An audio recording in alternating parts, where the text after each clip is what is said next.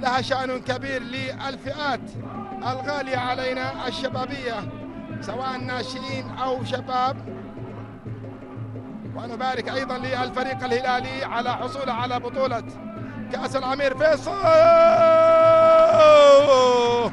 لله درك يا شباب، لله درك يا شباب. الرابع فريق ما يرحم توجني لسانه على لسانه هذا المساء 4 أهداف. أحقية أن تتوج هذا الفريق 4 أهداف تضيف إلى 44 هدفا مسجلة لهذا الفريق، يصبح 49 هدف. أقوى هجوم، هدف رابع للفريق الشبابي، ويسجل اللاعب حسن رغفاوي.